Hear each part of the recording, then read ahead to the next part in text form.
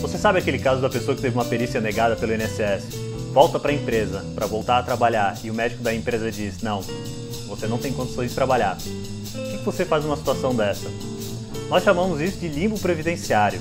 Meu nome é Otávio Salum e é sobre isso que a gente vai conversar no vídeo de hoje.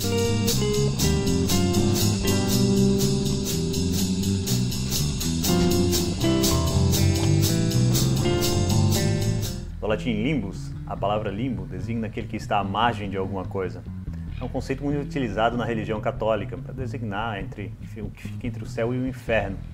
É mais ou menos essa a concepção que a gente tem quando a gente diz que a pessoa está no limbo previdenciário, porque ela não está recebendo do INSS, mas ela não está trabalhando na empresa, ela está entre os dois.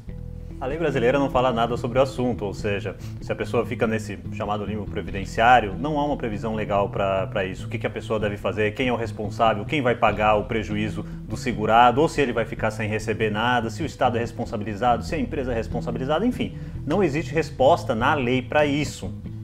Essa foi até uma crítica que eu fiz à reforma da Previdência, porque muito se preocupou em economia e tal, claro que é importante, mas problemas pontuais como esse, como o limbo previdenciário, que existe há muito tempo, nada se falou na reforma da Previdência. E isso traz prejuízo ao Estado, porque quando uma pessoa não sabe ao certo o que fazer, cada um interpreta de uma maneira, a pessoa acaba judicializando. Quando a pessoa acaba judicializando, logicamente traz prejuízo ao Estado, processos judiciais custam dinheiro ao Estado e ao contribuinte, logicamente. Tá, Otávio, mas o que a gente deve fazer nessa situação? Bom, eu vou dar minha opinião sobre o tema, existem outros pontos de vista. O que eu vou falar é com base nos mais de 10 anos que eu tenho trabalhando com esse tipo de caso. Vou falar tanto na visão do empregado como na visão do empregador. O que eu penso que eles deveriam fazer numa situação dessa?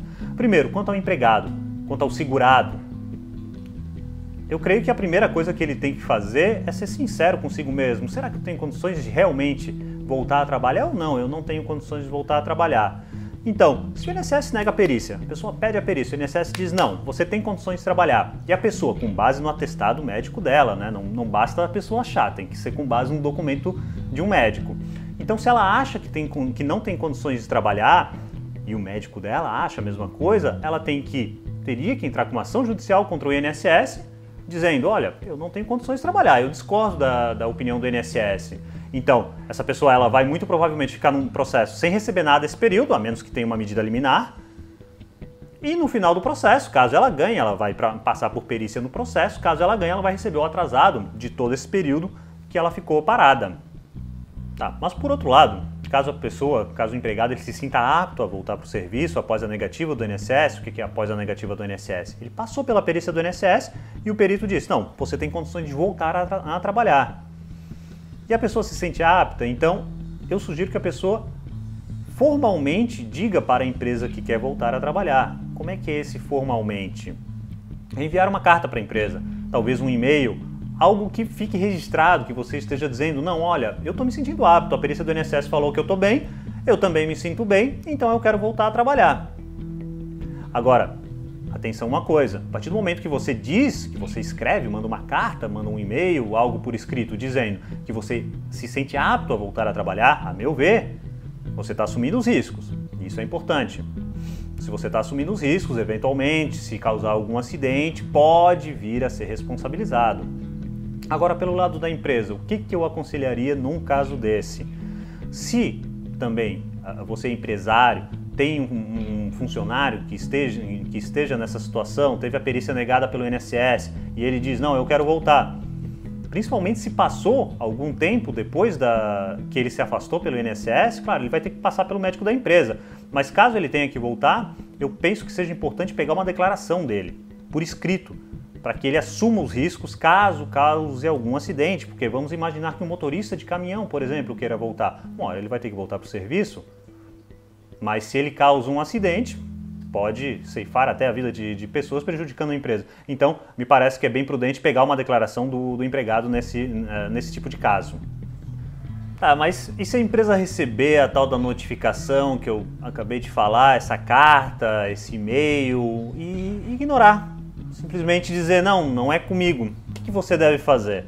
Bom, você vai ter um comprovante. Se você enviou principalmente uma carta com AR, aviso de recebimento, você vai ter um comprovante que alguém na empresa recebeu aquela notificação.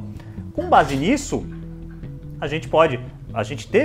Aconteceu isso no escritório, já onde eu trabalho, a gente entrou com uma ação trabalhista, o advogado trabalhista do escritório propôs uma ação com base nessa carta, dizendo, olha, a pessoa está se sentindo apta a voltar. O médico do INSS disse que ele está apto a voltar e a empresa não queria que ele voltasse a trabalhar.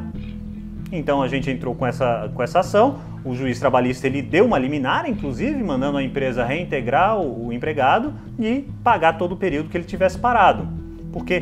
Até porque, além dele se sentir apto e além do médico do INSS, o perito do INSS dizer que ele estava apto, existe uma lei, vai estar aqui embaixo o número da lei, é uma lei bem antiga, mas que existe uma espécie de hierarquia de atestados médicos. Então, o atestado, a palavra do médico do INSS, do perito do INSS, ela, até que seja cassada, digamos assim, ela vale mais do que o atestado do médico da empresa.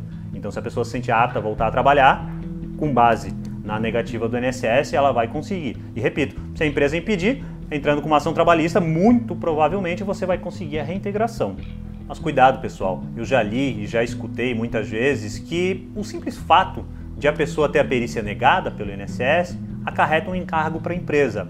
Eu, particularmente, discordo disso. Se a pessoa vai para o INSS, tem a perícia negada, o médico do INSS diz, não, você tem condições de trabalhar. É sua obrigação, que eu digo, você é empregado, você que é funcionário de uma empresa, você tem a obrigação de informar a empresa.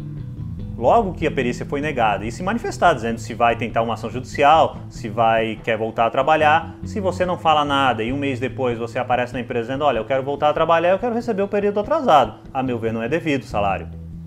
Porque a empresa, via de regra, paga pela contraprestação do serviço.